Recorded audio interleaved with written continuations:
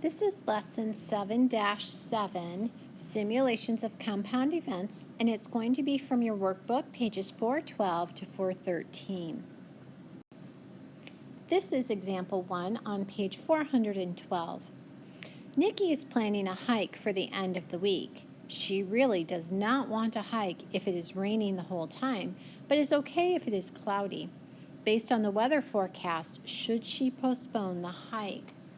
So you could just do, your gut instinct on this, but the lesson is technically about simulating an event.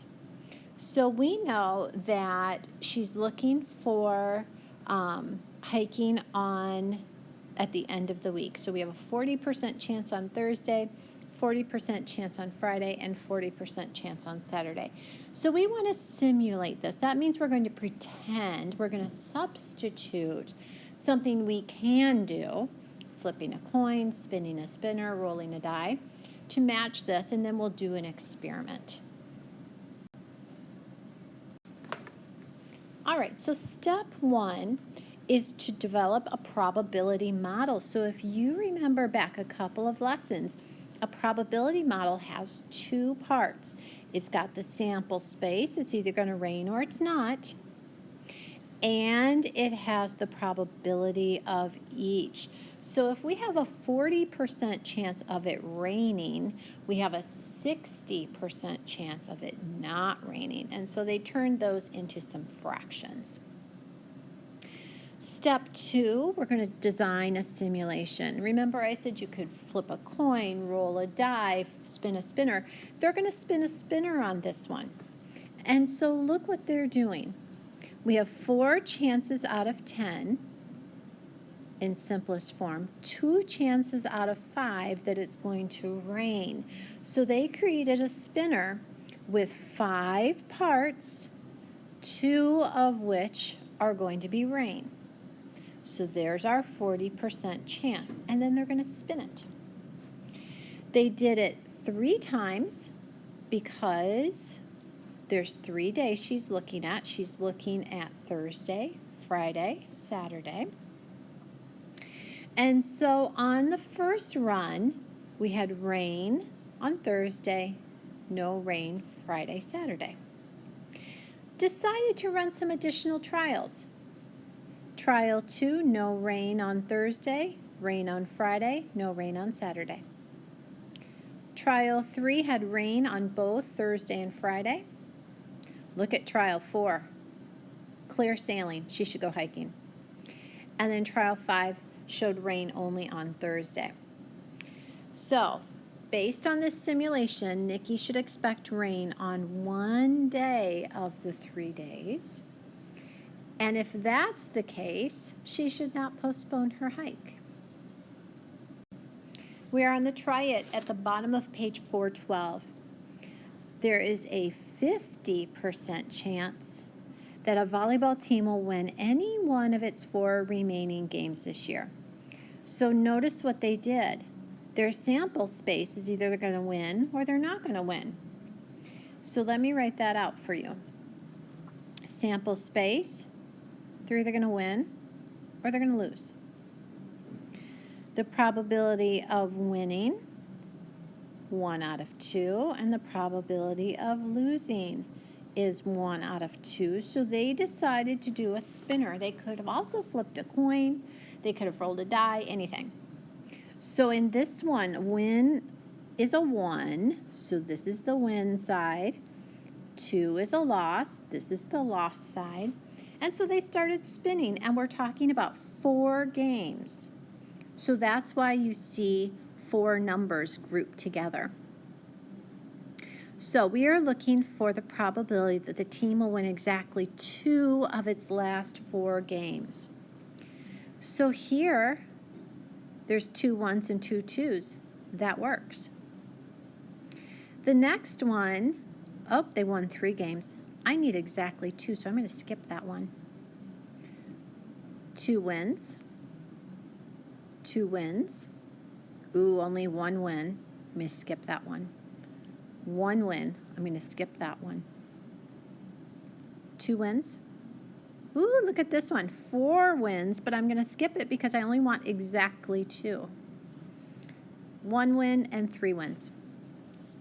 So if I count those up, out of those 10 options, 10 groups of 4, there were 4 that I circled because they were favorable.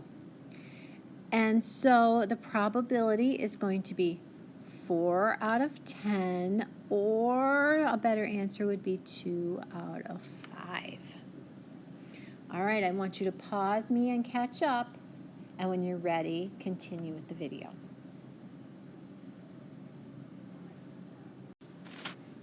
This is example 2 at the top of page 413. So there's a lot of things that you can use for a simulation. We just used a spinner for example 1. For this one, we're going to use a coin.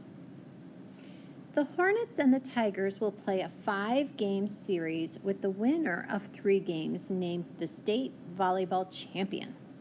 The 2 teams are evenly matched. Use a simulation to find the probability that the Hornets will win the 5-game series. So remember, there's a probability model that needs to happen first, step 1. And that includes your sample space. They're either going to win or the Tigers are going to win. And the probability, since they're evenly matched, it's a 50-50 tie. Then we're going to design the simulation. We're going to use a coin. So heads, the Hornets win, tails, the Tigers win, and then you just start doing it. You start flipping. Since there's 5 games, we're going to flip 5 times. All right, so as we start going, I'm just going to highlight the Hornets winning. So trial 1, the Hornets won 3 times. Trial 2, 2 times. Trial 3, 3 times. Trial 4, only 2. Trial 5, 1, 2, 3 times. Trial 6, 3 times. Oh, trial 7 didn't work out very well.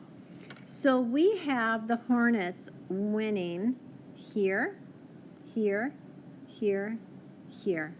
That is 4 times out of 7. So you have simulated the volleyball games using a coin. So I've called off a couple ways of simulating. You can use a spinner, example 1. You can use a coin, example 2. You can roll a die, or you can use something called a random number generator. And this is a computer program that will give you numbers randomly so that you can make decisions. All right, example number 3 is on page 413. It says an energy bar company is printing equal quantities of 6 different collectible cards. The company will randomly package 1 card inside the wrapper of each energy bar. What is the probability that all 6 collectible cards will be packaged in a box of 10 energy bars? So they used this random number generator, and we want to simulate 1 through 6. So card 1, card 2, card 3, card 4, card 5, card 6. Okay, so we are looking for 6 different collectible cards. Trial 1, I have a 1, but no 2, so I'm going to skip it. Trial 2, I have a 1, 2, 3, but no 4, so I'm going to skip it. Trial 3, I have a 1, 2, 3, 4, 5, 6. Perfect. Trial 4, I have a 1, 2, 3, 4. I'm missing the 5. Trial 5, I have a 1, 2, missing a 3. Trial 6, a 1, 2, 3, 4, 5, missing a 6. Trial 7, 1, 2, 3, missing a 4. And trial 8, I'm missing a 1. So that did not work out very well. I have 1 out of 8 that worked. This is your example number 3 on page 413. In a tennis tournament, 25% of Sarah's serves were aces. Design a simulation to predict how many aces you expect Sarah to serve out of 50 serves. All right, so let's think this through for a minute. 25%. 25% is one out of 4. So let's think about what we could use that would have 4 parts. I don't think a coin is going to work because that's 1 out of 2. I don't think a die is going to work. That's 1 out of 6. A number generator is okay, but we want something to go on paper and pencil, so let's use a spinner. So if we have a spinner that has 4 parts to it, and 25%, forgot my percent sign, of serves were aces, I'm going to have an ace in only 1 out of the 4 sections. So what I would do is I would create this spinner. I would spin it 50 times. Why 50? Because she did 50 serves. Right there. And I would see how many times she hit an ace.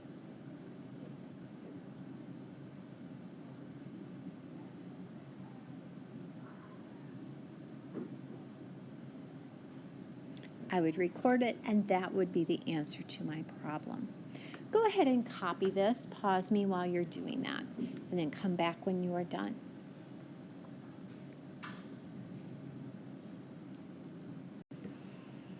All right, here's your key concept at the top of page 414.